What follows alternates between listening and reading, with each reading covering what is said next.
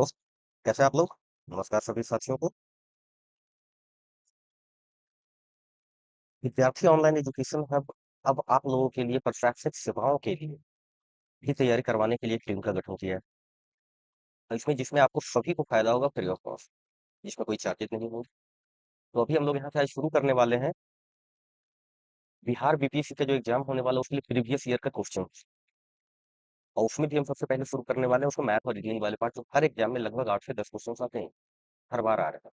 अब की बात है जो अब ज्यादा जो आ रहे हैं, मैथ्स का सेक्शन कम, मैथ्स को उसी तरीके से कॉन्सेप्चुअल लॉजिकल बना के रीजनिंग के रूप में ही पूछे जा रहे हैं क्वेश्चन।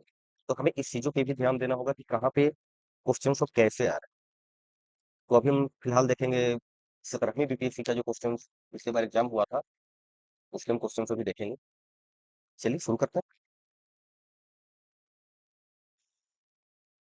जैसे पहला क्वेश्चन है, इसमें ये रीजनिंग का ही पार्ट है।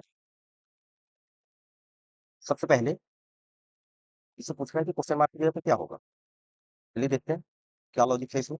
इसका लॉजिक ऐसा है कुछ, इधर 15 में से 10 को घटाएंगे तो आएगा 5, 21 में से 16 को घटाएंगे तो आएगा 5, और 5 + 6 जब +1 का स्क्वायर जब करेंगे तो आएगा 36।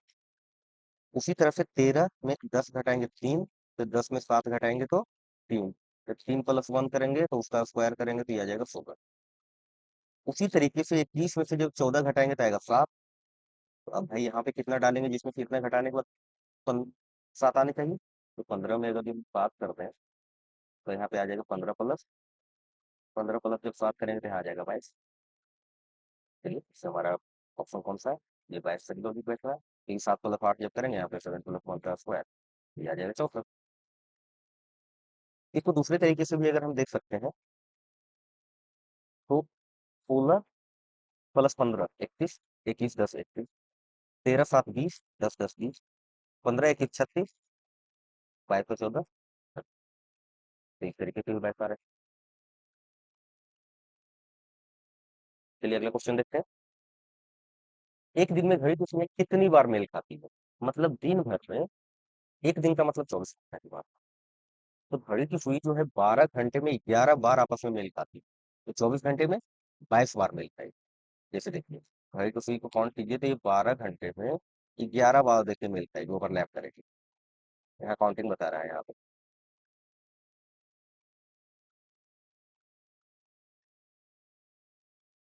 चलिए 12 घंटे 24 घंटे में 22 बार मेल खाएगी।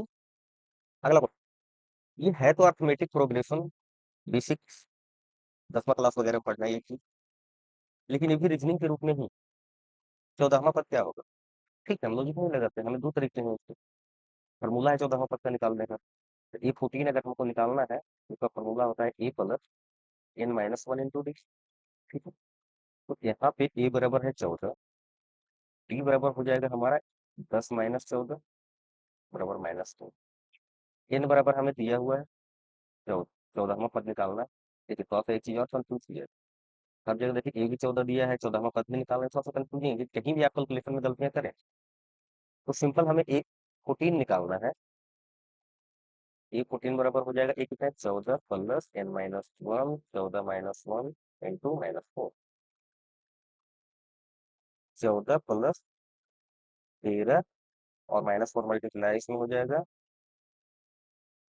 14 + -52, 14 -52 बराबर, तो हमारा सही आंसर जो आएगा वो -38 आएगा, तो -38 होगा ये। चलिए देखते हैं अगला सवाल। नॉर्मली ट्रायंगल काउंट करना है। जब भी ट्रायंगल ऐसे हो काउंट करने की हो, हर बार आप एक अपना पहले उसको बनाइए सेट को और कैलकुलेट कीजिए। जो दिया हुआ है उसमें आप अक्सर गलतियां करने की चांस रखते हैं। इस सवाल को बनाने के लिए सबसे पहले हम इस शेप को बनाएंगे। चलिए अब ट्रायंगल काउंट करने के लिए सबसे पहले अगर ये वाली लाइनें खींचें तो 2 ट्रायंगल, दो खींच लिए। अगला डायगोनल अगर हम खींचते हैं तो दो तो इसमें बढ़ गया, जैसे इसमें से दो बढ़े थे। तो एक बड़ा वाला ट्रायंगल ये,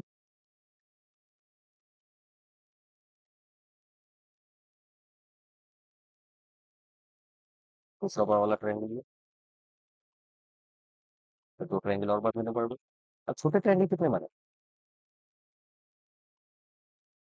4 पहले हो गया, 5, 6, 7, 8। अब एक लाइन ऐसे खींचा गया, इसका कहाँ इम्पैक्ट हुआ? 2 ट्रायंगल और नए बने और कहीं इम्पैक्ट नहीं, 2 ही ट्रायंगल बने। ये हो गया 9 और फिर यहाँ पे एक लाइन खींचा गया है, फिर इम्पैक्ट कहाँ हुआ? यहीं हो रही है, 11, हाँ, टोटल इसमें 12 ट्रायंगल। 12 ऑप्शन हमारा डी सही है। ये भी देखिए रीजनिंग का ही क्वेश्चन है। कंप्यूटर को अगर इस रूप में लिखा जाता है तो उसी भाषा को मेडिसिन को कैसे लिखा जाएगा? तो सबसे पहले हम कंप्यूटर को देखते हैं कि लिखा कैसे है। चलिए, तो कंप्यूटर को कैसे लिखा है, हम लिखते हैं पहले कंप्यूटर को। COMPUTER। क्या लिखा गया है कंप्यूटर को? RFUVQNPC। अब हम इसका अगर कैलकुलेशन देखते हैं तो सी जो पहले में था, ये सी चला गया है आखिरी में। आर जो आखिरी में था, ये आ गया है यहाँ पे पहले में। अब आगे के अगर हम ओ को ले जाते हैं सेकंड लास्ट में, तो ओ डायरेक्टली नहीं है, पी है। यानी ओ को +1 हम करेंगे और सेकंड लास्ट में लगा देंगे तो पी है। उसी तरह से ई को यहाँ लाएंगे और +1 करेंगे तो एफ हो जाएगा। एम को +1 करेंगे तो एन हो जाएगा। पी को +1 करेंगे तो यू हो जाएगा। पी को +1 करेंगे तो क्यू हो जाएगा और यू को +1 करेंगे तो वी हो जाएगा। तो हमारा ये है कि पहले वाला आखिरी में, आखिरी वाला पहले, और जो बीच का जो बचा हुआ है सभी को सेकंड लास्ट और सेकंड से मैच करके +1 के साथ ये बना हुआ है कंप्यूटर का। उसी तरीके से हम मेडिसिन को बनाने की कोशिश करते हैं, क्या आएगा? तो सबसे पहले मेडिसिन को लिखते हैं MEDICINE।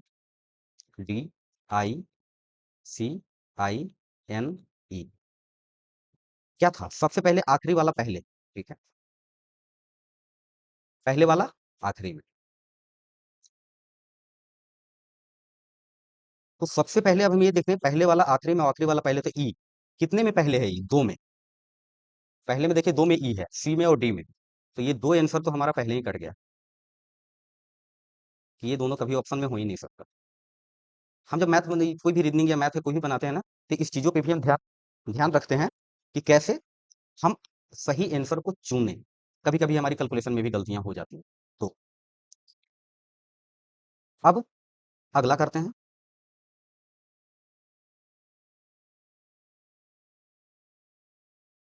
एन, एन आएगा यहाँ +1 के साथ तो क्या हो जाएगा? ओ। ई जाएगा यहाँ +1 के साथ तो क्या हो जाएगा? एफ। ठीक है। अब ई ओ, ई ओ के साथ ये है, ये भी है, लेकिन लास्ट वाला एफ एम के साथ केवल ये है, ये तो ई एम है, तो ये आंसर भी एक कट गया। अब 4 ही ऑप्शन दे रखा है, तो हमारा सही आंसर हो जाएगा ये। लेकिन हम इसको पूरा भी करके देख लेंगे। अब ये डी जाएगा अगला, तो डी के साथ यहाँ पे बनेगा ई। आई आएगा तो यहाँ बनेगा जे। अब ये आई जाएगा यहाँ, तो I+1 तो जे। सी यहाँ आएगा तो C+1 डी। तो सही आंसर जो हमारा EO JD, EO JD, JEFM, JEFM। अब देखिए इसी प्रकार से भी हमारा ये आंसर सही है। चलिए अगले सवाल की ओर चल। सिंपल कैलकुलेशन है, बस इसमें ये ध्यान देना कि कैसे हमें इसे सेट करना है। 36 मल्टीप्लाई, मल्टीप्लाई का मतलब क्या है? माइनस। ठीक है, -4 कोष्ट 1, फिर माइनस, माइनस का मतलब क्या है? डिवीजन, डिवीजन 8, फिर मल्टीप्लाई, मल्टीप्लाई का मतलब माइनस, देन -8, 4, फिर 4 प्लस, प्लस का मतलब गुना 8, देन फिर गुना, गुना का मतलब -2, फिर प्लस, प्लस का मतलब गुना, गुने 16,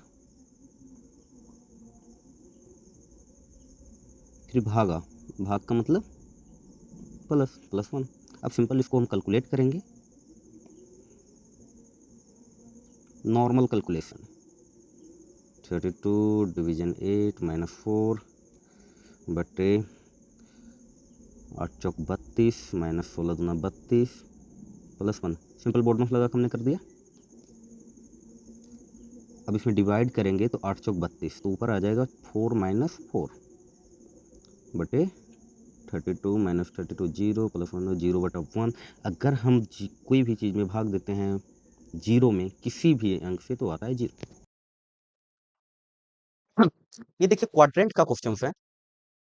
चतुर्थांश जिसको भी बोलते हैं, निर्देशांक ज्यामिति। चलिए सबसे पहले गौरव उत्तर की ओर 20 मीटर चलता है, माने गौरव यहाँ पे खड़ा है, उत्तर कहाँ होगा, ऊपर की ओर, कितना चलता है ये 20 मीटर, ठीक है। फिर ये बाईं मुड़ता है और 40 मीटर चलता है, बाईं मुड़ा गौरव, अब ये चला 40 मीटर, ठीक है। फिर बाईं मुड़ता है और 20 मीटर चलता है, फिर गौरव आ गया यहाँ पे, अब आ गया गौरव 20 मीटर यहाँ पे चला। उसके बाद वो दाईं मुड़ता है और 20 मीटर चलता है। चलिए गौरव फिर से दाईं मुड़ेगा यहाँ से, और गौरव अब यहाँ है और 20 मीटर यहाँ पे गौरव चला है, ठीक है। वह अपनी मूल स्थिति से कितनी दूरी पे है, तो मूल स्थिति गौरव की क्या थी यहाँ, और अभी गौरव की स्थिति कहाँ है यहाँ, तो गौरव टोटल कितना चला, कितनी दूरी पे है, तो ये दूरी कितना हो जाएगा 40 मीटर, तो 40 मीटर और प्लस 20 मीटर, 40 मीटर और प्लस 20 मीटर बराबर 60 मीटर, तो गौरव की मूल स्थिति जो है 60 मीटर दूरी पर, यानी ऑप्शन सही है सी। चलिए अगले सवाल की ओर चलते हैं। अक्षरों का वह समूह चुने जो दूसरे से भिन्न है। अब इसमें सिंपली लॉजिक देख लगाना है हमें कि कैसे ये दूसरे भिन्न, चार ऑप्शन दिए हुए हैं, तो अगर हम इसको गौर से देखें ना, तो ओ में प्लस तीसरा है आर, प्लस तीसरा है यू, प्लस तीसरा है एक्स।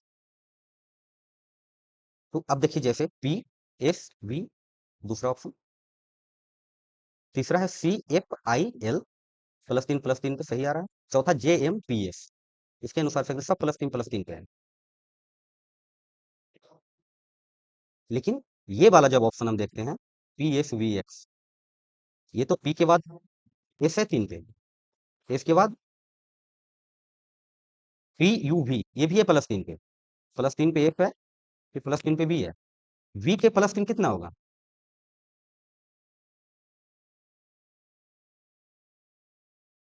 ये फिर प्लस टू पे ही एक्स है, यानी कि यही एक कैलकुलेशन जैसा कि यहाँ पे दिख रहा है जीआईएफ में, यही एक ऐसा है जो प्लस तीन पे नहीं है, ये प्लस टू पे है। देखिए वी के बाद प्लस टू पे है,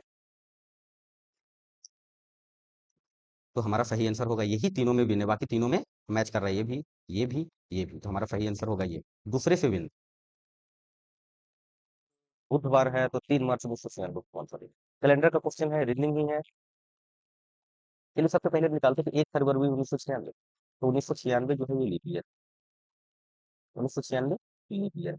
बहुत तरीके के क्वेश्चन बनाने का कोड से बना सकते हैं, तो नॉर्मल स्कूल जनरली, क्योंकि 1996 में है, 1 फरवरी का दिया हुआ है, 3 मार्च का निकालना है, महीने दिन की बात है, हम कैलकुलेट करके भी निकाल सकते हैं, गलती होने के चांसेस कम रहेंगे।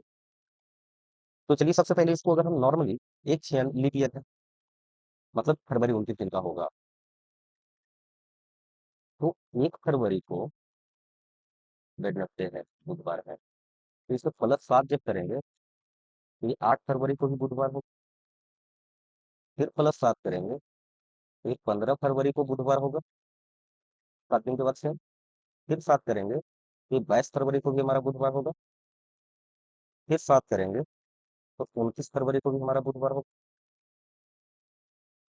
अब 29 डेट का महीना होगा फरवरी, क्योंकि लीप ईयर है, तो 1 तारीख को क्या हो जाएगा, 1 मार्च को, 1 मार्च को होगा बृहस्पतिवार, थर्सडे, 2 मार्च को होगा फ्राइडे, और 3 मार्च को होगा सैटरडे, तो हमारा आंसर होगा सैटरडे, क्योंकि पूछा है 3 मार्च 1996 का कौन सा दिन।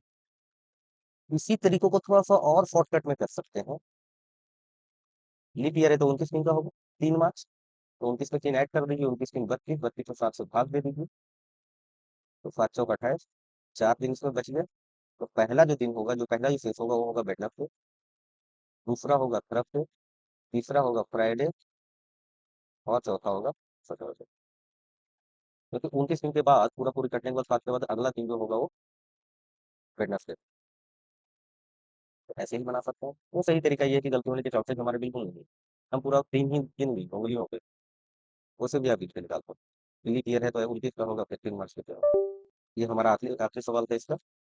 आप सभी को थैंक यू, और बने रहिए हमारे चैनल के साथ, सारे सवाल आपको मिलेंगे इसमें, सारे प्रीवियस ईयर के क्वेश्चन बहुत जल्दी मिलेंगे, हर टॉपिक के, हर सब्जेक्ट का, तो बने रहिए। आज के लिए थैंक्स।